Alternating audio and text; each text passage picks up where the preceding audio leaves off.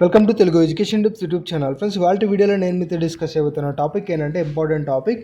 AP policy 2025కి సంబంధించి private college వాళ్ళు call చేసి మనకు ఫ్రీ సీట్ ఇస్తామని అయితే అంటున్నారు. మరి సర్టిఫికేట్స్ అయితే అడుగుతున్నారు. ఇది నిజమేనా?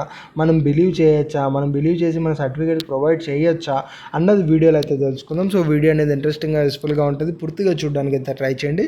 ఇక టాపిక్ అయితే స్టార్ట్ చేసే ముందు నా చిన్న రిక్వెస్ట్ ఏంటంటే ఇప్పటివరకు మన తెలుగు ఎడ్యుకేషన్ టిప్స్ యూట్యూబ్ ఛానల్ని మీరు ఎవరైనా సబ్స్క్రైబ్ చేయకుండా చూస్తున్నట్టయితే మీకు యూస్ఫుల్ అయ్యే ఇలాంటి ఎన్నో వీడియోస్ కోసం అయితే సబ్స్క్రైబ్ చేసుకోండి. ఫ్రెండ్స్, ఇక టాపిక్లోకి వచ్చేసినట్టయితే మెయిన్గా ఏపీ పాలిసీ 2025కి సంబంధించి ప్రైవేట్ వాళ్ళు కాల్ చేసి ఫ్రీ సీట్ ఇస్తామంటున్నారు.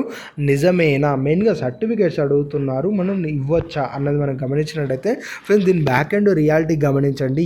ఎవరు ఏదైనా కూడా ఇప్పుడు కాలేజ్ అన్నా కూడా ఎడ్యుకేషన్ అనేది సర్వీసెస్గా ప్రొవైడ్ చేస్తారు.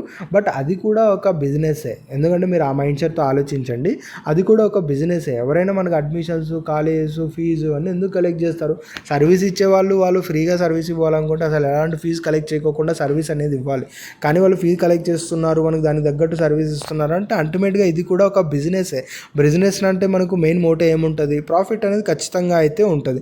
సో ఇక్కడ ఏంటి అంటే ఫ్రీ సీట్ అనేది ఎవ్వరూ కూడా ఇవ్వరు. సో ఫ్రీ సీట్ ఇస్తున్నారు అంటే మీరు కంప్లీట్గా మీరు ఇంకా ఏదో టాప్లో ఉంటేనే మిమ్మల్ని బేస్ చేసుకొని మిమ్మల్ని చూసి ఒక 10 to 20 అడ్మిషన్స్ ఆ కాలేజీకి వస్తాయి అంటేనే మీ ఒక్కరికి వాళ్ళు ఫ్రీ సీట్ అనేది ఇస్తారు. లేదు అంటే మాత్రం ఖచ్చితంగా అందులో ఏదో కొంచెం డిఫరెన్స్ ఉంది అని చెప్పి మనం క్లియర్గా అయితే అర్థం చేసుకోవచ్చు. సో ఎవరైనా ఇలా ఫ్రీ సీట్ ఇస్తామని కాల్ చేస్తున్నారంటే దయచేసి బిలీవ్ చేయొద్దు అని కాదు, కొంచెం కేర్ఫుల్గా అయితే ఉండండి. నిజంగా ఆ కాలేజ్ మీకు ఇంట్రెస్ట్ ఉండి వెళ్ళాలి అనుకున్నట్టయితే డెఫినెట్గా వెళ్ళండి. బట్ మాకు ఆ కాలేజ్ ఇంట్రెస్ట్ లేదు కానీ వాళ్ళు ఏదో ఫ్రీ సీట్ ఇస్తామంటున్నారని వెళ్తాము అంటే మాత్రం కొంచెం కేర్ఫుల్గా అయితే ఉండండి. ఇక్కడ ప్రాఫిట్ కోసం వాళ్ళు చూస్తారు కాబట్టి అల్టిమేట్గా ఎవడు కూడా ఫ్రీ సీట్ అయితే ఇవ్వరు. ఫ్రీ సీట్ అని చెప్తున్నా మేబీ మీ తరపున వాళ్ళకి అమౌంట్ వచ్చే ఏదైతే స్కోప్ ఉంటుందో దాన్ని బేస్ చేసుకునే ఫ్రీ సీట్ అయితే చెప్తారు కానీ డైరెక్ట్గా ఫ్రీ సీట్ అయితే చెప్పరు. ఇన్ కేస్ ఫ్రీ సీట్ అని చెప్పి మీకు అడ్మిషన్ తీసుకున్నా వాళ్ళ మెయిన్ బిహైండ్ థాట్ ఎలా ఉంటుంది అంటే ఏదైతే మనకు ఫీజు రింబర్స్మెంట్ ఉంటుంది కదా, ఫీజు రింబర్స్మెంట్ మీకు వస్తుంది.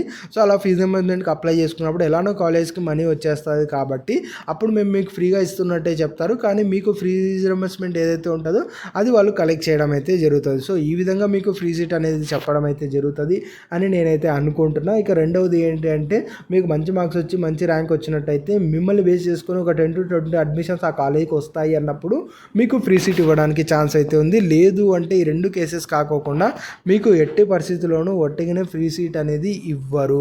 అది మెయిన్గా మీరు మైండ్లో అయితే పెట్టుకోండి. ఇక రెండవది ఏంటి అంటే సర్టిఫికేట్స్ అడుగుతున్నారు, మనం ప్రొవైడ్ అయితే చేయొచ్చా? ఫ్రెండ్స్, అల్టిమేట్గా గుర్తుపెట్టుకోండి, ఫ్రీ సీట్ ఇచ్చినా రాకపోయినా ఇంకా సీట్ వచ్చినా రాకపోయినా ఇవన్నీ పక్కన పెట్టేసేయండి. సర్టిఫికేట్స్ అన్నది మీ యొక్క ఆస్తి. దాన్ని మాత్రం ఎట్టి పరిస్థితుల్లో ఊరికనే ఎవరికి కూడా ఇవ్వకండి. మీ సర్టిఫికేట్స్ ఏవైతే ఉన్నాయో ఈ సర్టిఫికేట్స్ మీకు హార్ట్ లాంటిది.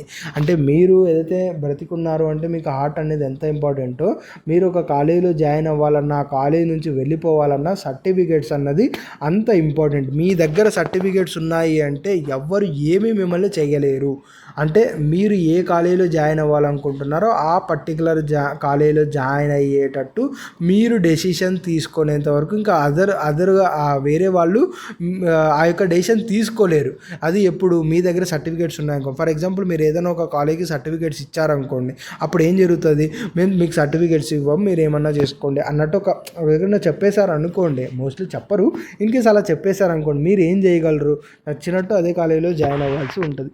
లేదు అనుకోండి, వాళ్ళు ఏదైతే అమౌంట్ అడుగుతారో అడ్మిషన్ మీ ద్వారా మాకు అడ్మిషన్ వెళ్ళిపోయింది, మాకు సీట్ అనేది ఖాళీ అయిపోయింది, ఆ ఫీజు మీరే పే చేయాలన్నారు అనుకోండి, మీకు సర్టిఫికేట్ కావాల్సి ఉంటే ఖచ్చితంగా మీరు ఫీ అనేది పే చేయాల్సి ఉంటుంది. సో అల్టిమేట్గా మీరు అనుకున్న కాలేజీలో చదవలేరు, at the same time fees కూడా మీకు లాస్ అనేది అవుతుంది.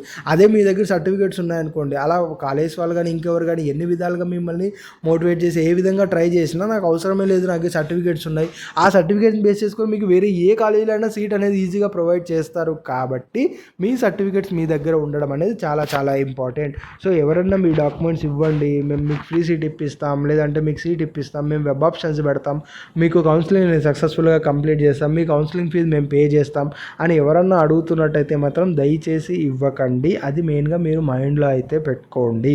సో ఇలా కాలేజ్ ఫ్రీ సీట్స్ ఇస్తున్నారంటే ఎవరు కూడా ఫ్రీ సీట్ అయితే ఇవ్వరు, అలా కూడా మీరు బిలీవ్ అయితే చేయకండి. At the same time certificates మాత్రం దయచేసి ఎవ్వరికీ కూడా ఇవ్వకండి. ఇది కేర్ఫుల్గా అయితే పెట్టుకోండి. ఇది ఫ్రెండ్స్ మెయిన్గా వీడియోలో అయితే తెలుసుకున్న. వీడియో నచ్చినట్టయితే లైక్ చేయండి. మరి ముఖ్యంగా మన తెలుగు ఎడ్యుకేషన్ టిప్స్ యూట్యూబ్ ఛానల్ని మీరు ఎవరైనా సబ్స్క్రైబ్ చేయకుండా చూస్తున్నట్టే మీకు యూస్ఫుల్ అయ్యే ఇలాంటి ఎన్నో వీడియోస్ కోసం అయితే సబ్స్క్రైబ్ చేసుకోండి.